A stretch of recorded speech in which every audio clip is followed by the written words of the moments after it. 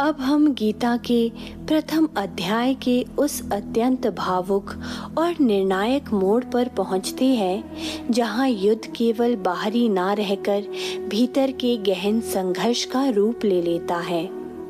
श्लोक 25 से 30 में अर्जुन अपने रथ को सेनाओं के मध्य देखकर अपने प्रिय संबंधियों, भाई, गुरु, बंधु और मित्रों को रणभूमि में खड़ा देखते हैं। यहीं से उनके भीतर मोह, करुणा और असमंजस का तूफान उठता है। यह दृश्य केवल कुरुक्षेत्र का नहीं बल्कि हमारे जीवन का भी दर्पण है। जब हम कर्तव्य और भावनाओं के बीच फंसते हैं, जब परिवार और धर्म, मोह और सत्य, करुणा और न्याय टकराते हैं तो हृदय द्वंद्व से भर जाता है। अर्जुन की स्थिति हमें यह दिखाती है कि सबसे बड़ा युद्ध बाहर नहीं भीतर होता है। तो आइए शुरू करते हैं श्लोक 25 से 30। भीष्म द्रोण प्रमुखतः सर्वेषां च महीक्षिताम् उवाच पार्थ पश्येतान् समवेतान् कुरुनिति।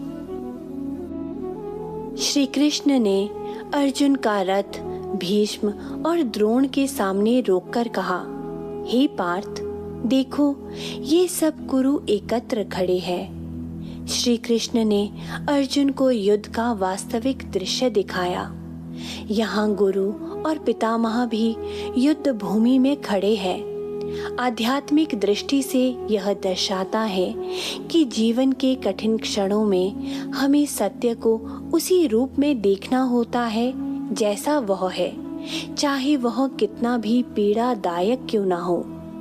कठिनाई से बचो मत, उसे सामने से देखो। तत्र पश्यत् स्थितान् पार्थः पितॄन् पितामहान् आचार्यान् मातुलान् भ्रातॄन् पुत्रान् पौत्रान् सखींस्तथा श्वशुरान् सुहृदश्चैव सेनयोरुभयोरपि तान् समीक्षय स कौन्तेयः सर्वान् बन्धून् अवस्थितान्। अर्जुन ने वहां खड़े अपने पिता तुल्य पितामह, आचार्य, मामा, भाई, पुत्र, पौत्र, मित्र, ससुर और शुभचिंतक दोनों सेनाओं में देखे। अर्जुन को यहाँ अपने शत्रु नहीं बल्कि संबंध दिखते हैं। उनकी दृष्टि युद्ध भूमि को परिवार भूमि बना देती है। यह दिखाता है कि जब भावनाएं तीव्र होती है तो कर्तव्य धुंधला पड़ जाता है। कर्तव्य के मार्ग में भावनाएं सबसे बड़ी बाधा बन सकती है। कृपया परयाविष्टो विषीदन्निदमब्रवीत् दृष्टेवमं स्वजनं कृष्ण युयुत्सुं समुपस्थितम्। अर्जुन करुणा से भरकर बोले, हे कृष्ण, इन अपने स्वजनों को युद्ध की इच्छा से उपस्थित देखकर मेरा हृदय विषाद से भर गया है। यहाँ करुणा मोह में बदल जाती है। करुणा गुण है, पर जब वह विवेकहीन हो तो हमें कर्तव्य से डिगा देती है।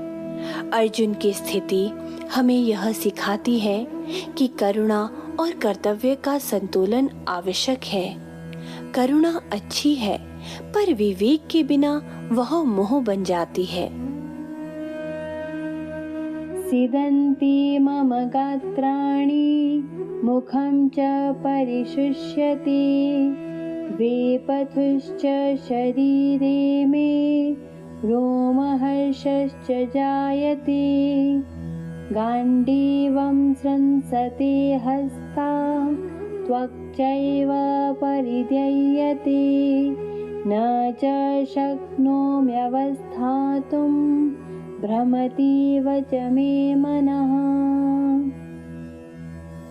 मेरे अंग शिथिल हो रहे हैं, मुख सूख रहा है, शरीर कांप रहा है और रोमांच हो रहा है।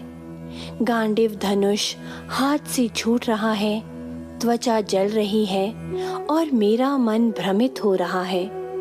यहाँ अर्जुन का शारीरिक और मानसिक संतुलन बिगड़ता हुआ दिखता है। जब मन कर्तव्य और मोह में बंटता है तो शरीर भी उसका भार उठाता है। धर्म का त्याग करने का विचार ही उन्हें शारीरिक रूप से असमर्थ कर देता है। जब मन डगमगाता है तो शरीर भी असहाय हो जाता है। श्लोक 25 से 30 हमें यह बताते हैं कि सबसे बड़ा संघर्ष बाहरी नहीं बल्कि भीतर का है।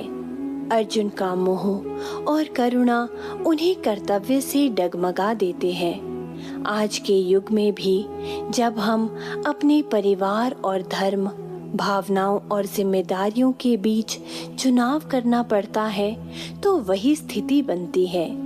सच्ची गीता यही सिखाती है कि करुणा को मोह बनने से रोकना है और कर्तव्य को धर्म के प्रकाश में निभाना है। जय श्री कृष्ण।